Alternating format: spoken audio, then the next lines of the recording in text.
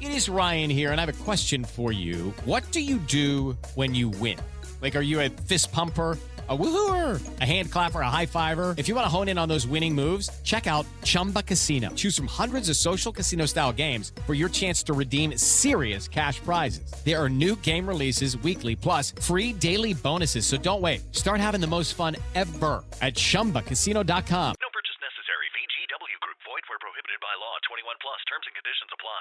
Welcome to the Mid-Week Tease with me, Adelle Onyango, where I share some random and not too random thoughts on things. And in this episode, let's talk about this words thing. In 2023, we started our group therapy sessions here at Legally Clueless. And I remember at our very first one, we had about 40 women, and 2 of them were in their 50s and 60s. So what happened is we split the women up into groups. And as we were moving from one garden to the next, going down these set of stairs so that I could join the group that I was assigned to be in, I told the woman walking beside me to go down first in front of me, so to go down the stairs in front of me, because, and I said, I am very clumsy. Because we were holding, I think, our herbal tea or whatever it is I was holding. I said, go in front of me because I'm very clumsy. And one of the older women was behind me and she asked me, whose words are those? Those 4 words she told me have stayed with me to date. In the moment when she said that, I was confused and I was like, what do you mean? And then she explained, was I really clumsy? Or did someone else tell me that I'm clumsy and I accepted those words as my own? And in the moment, I was so moved. I was like, first, that's one of the most intelligent things I've heard. And then I immediately started introspecting to be like, wait, but am I really clumsy? When was the last time I fell or I dropped something or I, just trying to interrogate this word, clumsy. And that moment linked me back to one word a relative used to call me when I was younger, when I was a teenager, that I never really understood why she was assigning me that word. She would always refer to me as lazy. So not only in the way that I did my chores as a teenager, but also in how I swam. At the time I was in the national swimming team, and I was setting records that were unbroken for years. But she still used that word, lazy, to define me. And I vividly remember one time being in my bed, in my bedroom, and this same relative was sitting at the foot of my bed talking to another relative. They thought I was asleep, but the basis of their conversation was basically her telling the other relative how lazy I was. That word, lazy. What I did appreciate in that moment was that the other relative didn't really seem to join in. She was almost like, hey, what story is this, honestly? But what I do remember very vividly is in the moment and even the next morning, feeling uncomfortable and hurt about it. Now, did I enjoy chores? Of course not. Did I procrastinate doing them? Hell yeah. But not many teenagers enjoy doing chores, And also there's the aspect of how chores are communicated to us, specifically in African households. But that's for another episode, right? But I'm very glad that even at that age, I didn't really see myself as lazy. I saw myself as stubborn, yes. I saw myself as somebody who didn't like chores, but especially when it came to swimming, which is something I thoroughly enjoy and excel at, I didn't think I was lazy at all. But something else happened when it came to this word.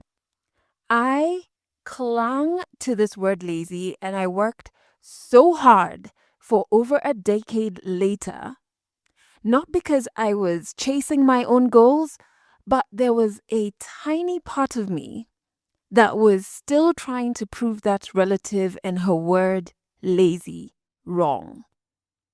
And I remember years later, she asked me for money. And normally my money trauma doesn't let me lend out money very easily.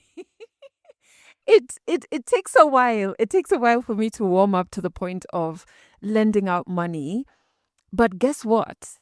This time it wasn't as hard because I was still trying to prove that, hey, I'm not lazy. In fact, I'm such a hard worker. I have all of this money to spare that I'm going to give you. Later on in therapy, I realized I was carrying this relative and her word lazy with me everywhere I went. I was doing things not only because I wanted to or was passionate about them, but there was a bit of me that was trying to prove her wrong. And once that realization happened, I thought about all the words that have been given to me that weren't a real description of me. But I still carried them with me religiously, you know? I either used them as evidence to talk down to myself, or I wasted so much of my life just trying to prove those words wrong instead of just being who I am. The truth is, sometimes people project their experiences or even their insecurities on you when using words to describe you. So it has nothing to do with you, right? Even when you're on the receiving end. And there's another thing I realized. What is of most importance to do is to become as self-aware as possible and avoid any form of lying to myself. There's no space for BS when it comes to me on me communication or me on me evaluation. I spend the most time with me.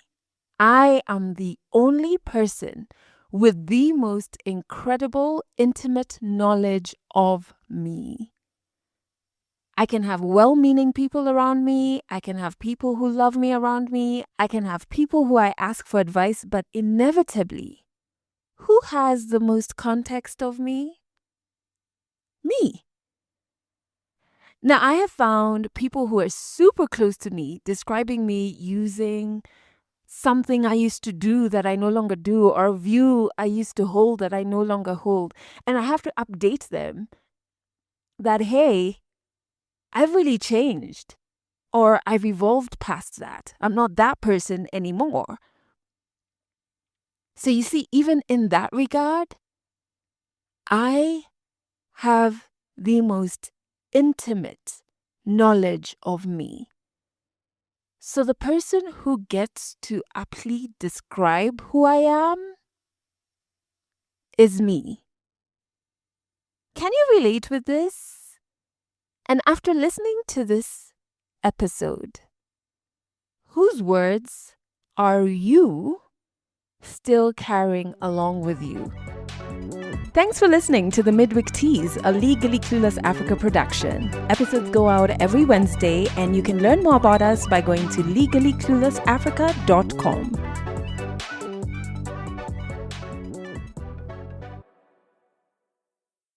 Hello, it is Ryan, and I was on a flight the other day playing one of my favorite social spin slot games on ChumbaCasino.com. I looked over at the person sitting next to me, and you know what they were doing? They were also playing Chumba Casino. Everybody's loving having fun with it. Chumba Casino is home to hundreds of casino-style games that you can play for free anytime, anywhere. So sign up now at ChumbaCasino.com to claim your free welcome bonus. That's ChumbaCasino.com and live the Chumba life. Sponsored by Chumba Casino. No purchase necessary. VGW Group. Void where prohibited by law. 21 plus. Terms and conditions apply.